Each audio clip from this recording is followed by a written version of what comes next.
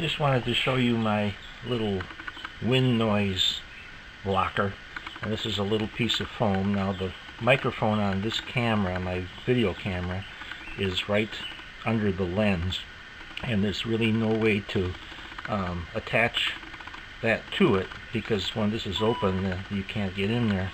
So what I did was I built a little wooden platform, and there's two little nails in there with holes in the foam, and that goes over there and blocks out the wind from hitting the microphone. The first time I did it, I just had a little thin piece, and while it did help, it didn't really block it. So I put a much thicker piece on there, and I'm going to be testing it today. There's not a whole lot of wind, but there is a little bit of a breeze. I'm taking this video with my regular still camera, just so I could show you this, but I'll be doing the rest of the video with this camera. I got the smoker going again, and today I've got some beef back ribs on there, and I'm smoking them with some oak. Take about 5-6 hours for that to complete, and that'll be dinner tonight. We've got a rare nice day today, so I thought I would do a quick update. And I think the scarecrow is turned off. Yes, he is. Things are doing pretty well. We had kind of a windstorm and also a hailstorm come through, and did a little bit of damage, not too much. For some reason, it must have a microburst or something must have gone right through there, because all that garlic were knocked over, and I put up that little wooden fence to kind of prop them up a little bit. Hope they'll straighten themselves out. Who knows? We'll see. I don't think it hurt the garlic any. I think it's growing just fine. And as you can see, I do have scapes coming, so that's exciting. That means those will be ready to harvest in, I don't know, maybe another week. And they're very tasty. We enjoy them all over the place. Radishes are doing well. I've picked a few of those. There's a couple nice ones in there. There's a pretty good sized one. That is a French breakfast, and the ones in front here are cherry bells. Tomatoes are doing very well despite some cold nights. Last night we had 41 degrees for a low on the thermometer, but they're doing very well despite that. And I got a couple flowers going. There's one in there, and I don't know if you can see it in the video. There it is. And there's a couple down in here too. If it focuses, there we go. An interesting thing, if I can focus in on some of these lower leaves, with the hailstorm we had, if you can see that, there's little marks, little white marks from where the hail, and they were just little bitty hail pieces, but they came down fast and furious. So, but the new growth doesn't have any of that, so that was obviously damage from the hail. Maybe this one you can see it there. You can see that a little bit better. It just kind of bruised the big leaves, the older leaves. But the plants themselves are doing quite well. I'm very happy with it. My volunteer garlic is almost taller than the other garlic.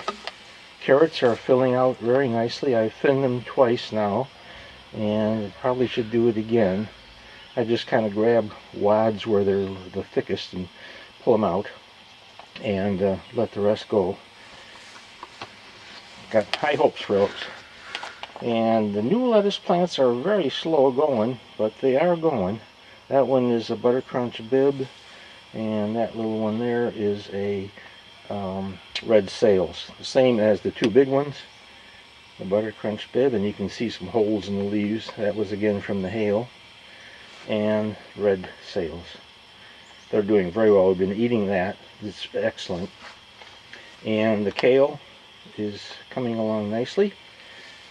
Again, they're kind of slow going, but they're steady.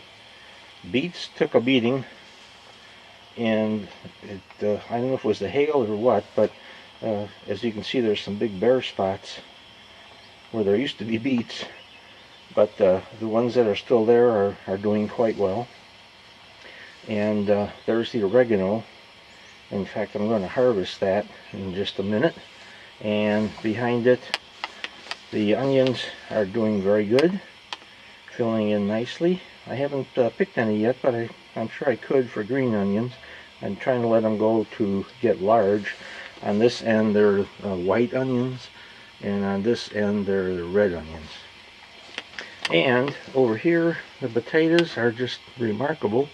They're a little bit droopy now. Whenever the sun hits them hot and heavy like it is now, they do tend to droop a little bit, but they're just sturdy and healthy. I'm very pleased with them, as I was last year. But again, there's not a sign of any flowering, and I've yet to have a potato plant flower for me. This is about my 4th year of growing them, and I've yet to have one flower. I've heard that's unusual, but then again also I heard it's not unusual, so I don't know what. And that's basically about it. Like I said, I'm going to harvest the oregano and get that in the dehydrator. Okay, I'm going to cut it back down as far as I can here, right above a growing part so it can regenerate. But I'm going to cut it pretty much all the way.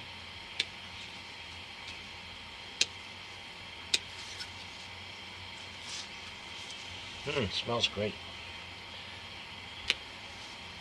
Speaking of smells, you can smell that oak smoke from the smoker out here as the wind's blowing this way. And it just makes me hungry thinking about it. It's gonna be good. Okay, this is about the 3rd time I've done this with the oregano. It grows very quickly. And the reason I keep cutting it is because it keeps wanting to crowd out the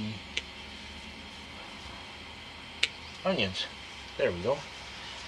So that's a pretty good batch. I will get that into the dehydrator. Okay, as you saw, I got a pretty good batch of the oregano. And what I do is I just put the stems on there. Sometimes I have to cut them a little bit because some of them are kind of long. But I just spread them out on there. If there's a bit of stem with hardly anything on it, I don't use that. I cut that off.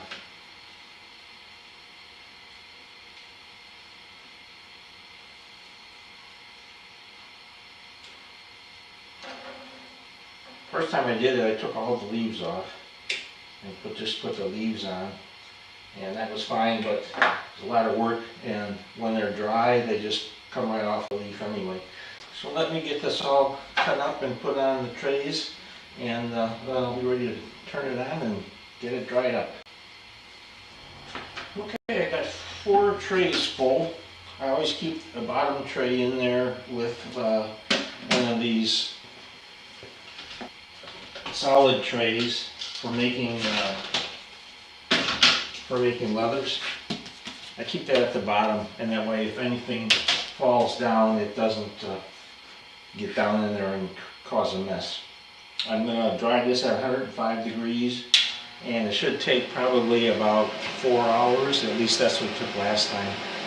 Leaves will dry before the stems will, but I'm not interested in the stems, so as soon as the leaves are dry, then I'll stop it and pull the leaves off. Okay.